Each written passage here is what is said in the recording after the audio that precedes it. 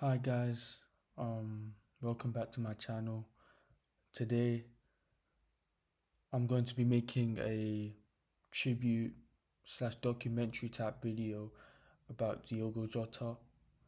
Unfortunately, there was some terrible news a couple of days ago where Diogo Jota and his brother Andre tragically passed away in a car accident. Um, my condolences.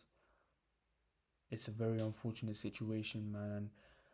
I think I think it shocked the world, not just the footballing world, but just the world in general.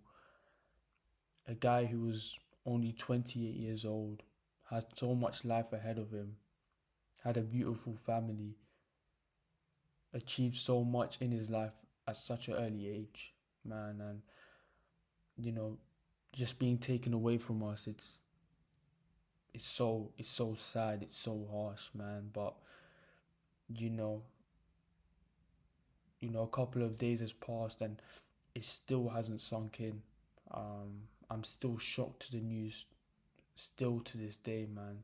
And I don't think, Liverpool fans especially will ever recover from this. But I think it's also important to celebrate his career and, you know, make sure that his legacy lives on and make sure that we represent him the best as possible. Not only the fans, but the players as well, for sure. So let's get into it. Diogo Jota's early life. Jota was born on the 4th of December in 1996. He was born in Porto and grew up there, and he never had the easiest of childhoods. His family wasn't making the most money, and um, his mother, really gave a emotional quote. I think it was a couple of days ago, where she said that he never asked for anything because he knew the situation his family were in. Um, and that kind of showed his self-awareness, his humility at an early age, because as a kid I think it's a natural instinct to want everything. You go to a shop, I want that toy. You want to go here, I want that. But Jota at an early age realized that his family wasn't in the best of situations and realized that he had to make sacrifices even at an early age. But he always had a love for football. He played for his local club Gondomar from age 9 to 17, and his football career wasn't the smoothest. He faced rejections from larger clubs due to his small frame, but after his perseverance, he eventually signed for Pacos de Ferreira's youth team in 2013. Start of Diogo Jota's pro career. After Diogo Jota was integrated into Pacos' youth setup, he was eventually promoted to the main squad at the start of the 2014-15 season, and he managed to have a successful stint with Pacos, scoring 18 goals. Diogo Jota's big move. After performing very well for Pacos, Diogo Jota caught the eye of a couple of European giants, and one of them were Atletico Madrid. And on the 1st of July 2016, Diogo Jota moved to Atletico Madrid but was immediately loaned out to Porto. And Diogo Jota had an unbelievable stint with Porto. On the 1st of October, Jota scored a first half hat-trick in a 4-0 away victory against Nacional. He made his Champions League debut and scored in a 5-0 home victory against Leicester City. And in terms of his career, he scored 9 goals for Porto. Again, at this point of Diogo Jota's career, he's doing unbelievably. Moved to one of the biggest clubs in world football, then goes to the biggest club in Portugal, scores a hat-trick, plays in the Champions League. At this point of Jota's career, he's doing unbelievably. Due to his stellar performances and his ability, Diogo Jota earned himself a move to the Wolverhampton Wanderers. On the 25th of July 2017, Jota signed for Wolves on a season-long loan, and this deal was permanent on January 2018 for 14 million euros. And he was unbelievable for Wolves in his first season. He scored 17 goals in his first season and was an integral part of Wolves getting promoted to the Premier League as champions. Wolves fans adored this guy. In his first season, making such an impact, scoring so many goals, you know, and allowing Wolves to be in the Premier League, the number one division in English football. This guy was already a hero amongst the club. However, Diogo Jota's success at Wolves didn't end there. He scored 16 goals in the Premier League in 2 seasons for Wolves. He was an integral part of Wolves getting Europa League by finishing 7th.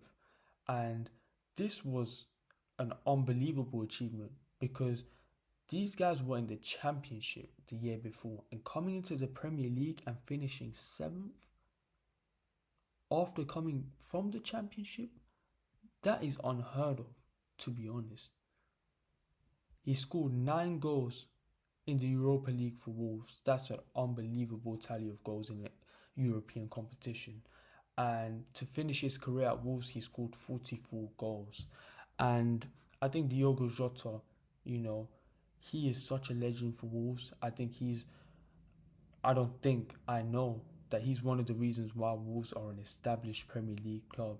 He's part of the crop of guys of Diogo Jota, Ruben Neves, Adama Traore, João Moutinho. These guys really helped establish Wolves into the Premier League and made them a respectable and competitive side, right? So he's one of the pioneers for this football club and he's held in very high regards by the fans. And he's a legend for the club for sure.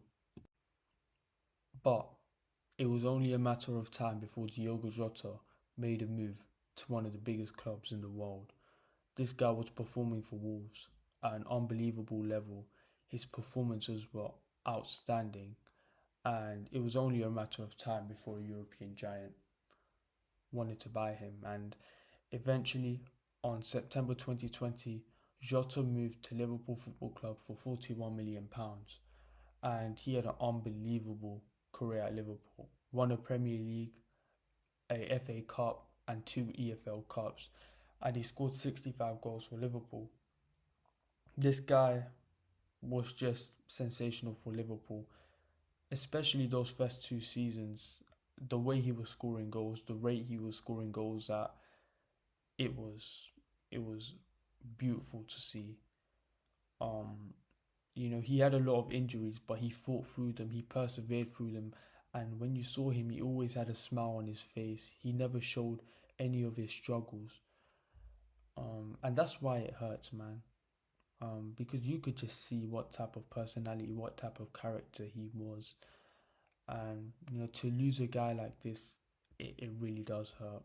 It really does. Diogo Jota's international career. He made his senior debut in November 2019.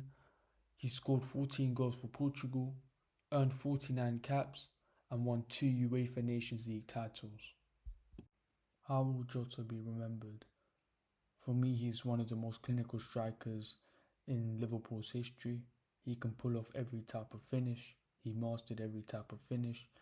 And in a one-on-one action, you always backed him to score. He's the type of player when you're down in a game or drawing a game, he's going to make a difference. He's going to take on the responsibility. He's a Liverpool legend. He achieved so much. The number 20 is going to be retired. It's going to be his number. And I think it's important to celebrate his career, honor his legacy for the rest of time. It's our duty, it's our responsibility as Liverpool fans. Thank you guys for watching the video, and peace.